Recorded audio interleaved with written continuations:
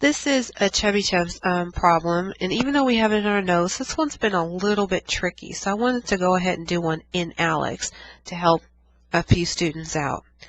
Okay, we have a nationwide test taken by high school sophomores and juniors, has 3 sections, each scored on a scale of 20 to 80. In a recent year, the national mean score for the writing section was 51.0 with a standard deviation of 11.0. Based on this information, complete the following. So let's write down what we have so far. So we know that the mean, and I'm going to assume that this is a population since they said national. We know that the mean is 51 and the standard deviation is 11. In the first problem, we're asked, or the question is, according to Chebyshev's theorem, at least blank % of the scores lie between 34.5 and 67.5. So 34.5 and 67.5 are actual scores on this 20 to 80 scale. And what we're trying to say is what percentage? Is it 50%? Is it 75%? Something like that. Well, recall our Chebyshev's formula is 1 minus 1 over k squared. Well, k is the number of standard deviations away from the mean.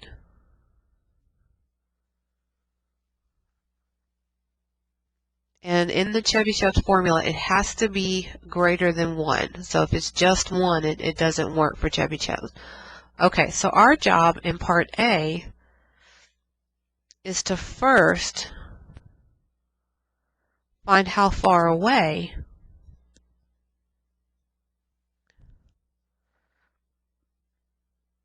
the values are from the mean.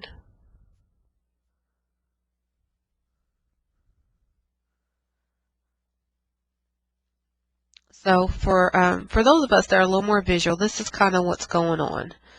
We have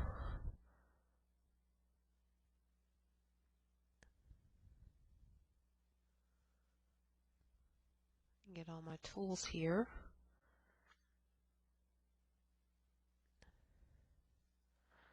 Okay, so we have our data. However it's shaped. Remember, Chebyshev is a little more loose. It doesn't have to be bell-shaped. It could be skewed or kind of have a different shape. Let's just say it looks like that. And if our mean is here, and our mean of 51, and what they're asking us is between 34.5, so somewhere over here, and 67.5, so somewhere over here. Between those two values, how much of our total value is captured in between those values? That's what's being asked. So first we're going to find this distance here. Well, 61.5 minus 51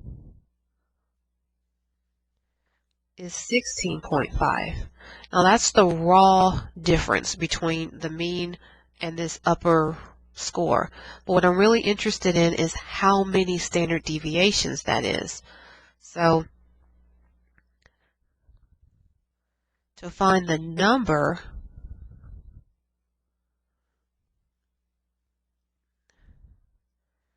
of standard deviations,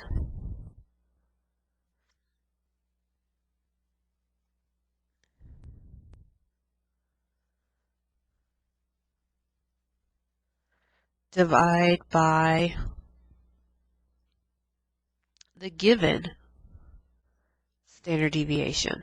So I'm going to take the 16.5 and divide by 11, which they told us was the national standard deviation, and that gives us 1.5. So that means this distance here is 1.5 standard deviations away. So one standard deviation away is 11, which would take us up to 62. But if I take half of the standard deviation, that puts me up with 67.5. Now you could do the same thing for 34.5. Subtract it from the mean, divide by the standard deviation. But you're going to find that's the exact same value. Usually what they're giving you is a symmetric interval. So you can do it to prove it to yourself, but you don't necessarily need to. Okay, next, I'm going to take this 1.5, which is my K, and plug that into Chebyshev's. So plug K into Chebyshev's formula. Okay, so remember that's the 1 minus 1 over K squared, and we found K to be 1.5, 1.5 squared, and that comes out to 0.555. You get a bunch of repeating 5s.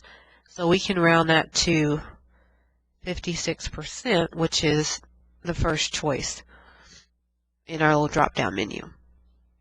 Okay, so taking a look at B, pretty much the same thing. We're going to do it the same way. Maybe we can go a little bit faster this time.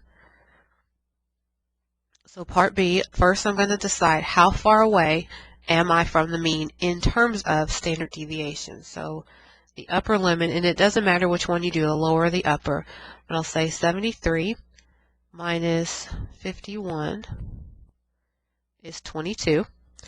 And then 22 divided by the number of standard deviations is just 2. So K is 2. So 73 is 2 standard deviations away. One group of 11 and then a second group of 11 away from the mean 51. So now I plug the K equals 2 into Chebyshev's. So that's 1 minus 1 over 2 squared, which is 1 minus 1/4, or 3/4, which is 75%. And there it is on our drop-down menu. Okay, so that takes care of how to use the Chebyshev's theorem, at least on A and B. So you're figuring out how far away you are from the mean in terms of standard deviation. You should get a pretty low number, like 1.5 or 1.25 or 2.1 or something like that. Then you take that number, plug it into Chebyshev's, and you should get a percentage that's on that drop-down menu. For part C, suppose the distribution is bell-shaped. According to the empirical rule, approximately blank of the scores lie between 29 and 73. Same thing, we need to find how far away we are in terms of standard deviation, and then we can consult our general percentages for bell-shaped data. So this is part C. So 73 minus 51, well, we already did that. We know that that's 2 standard deviations. And if you remember, with the empirical rule, that means that's going to mean, the empirical rule says, I should say, says about 95% of the data is contained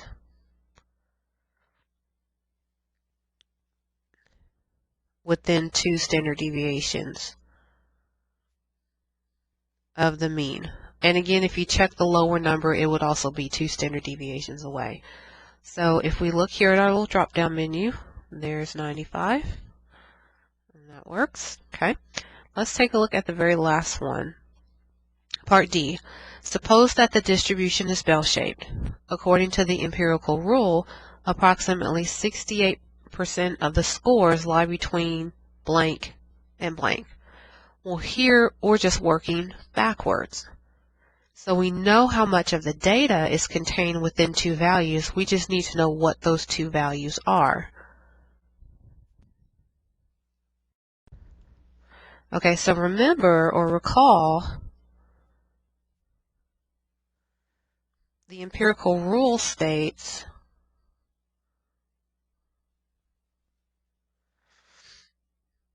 that approximately 68% of the data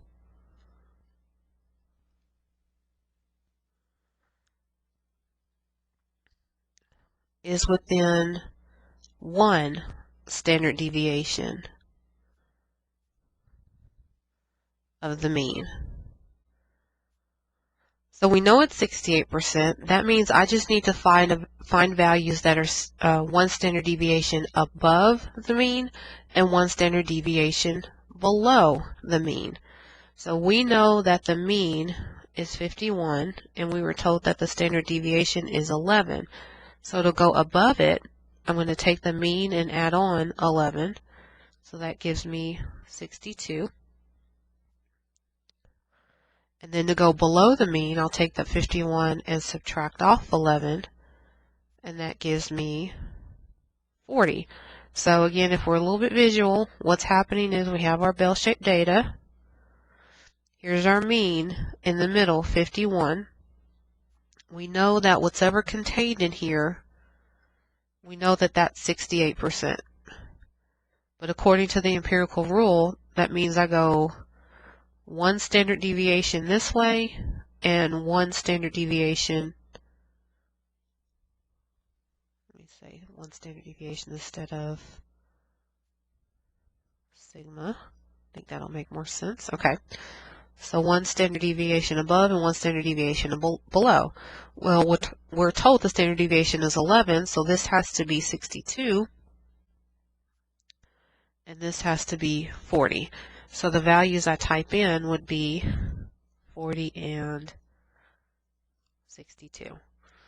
Okay, so hopefully that will help a few of you that got a little bit stuck on Chebyshev's, and you can keep moving through.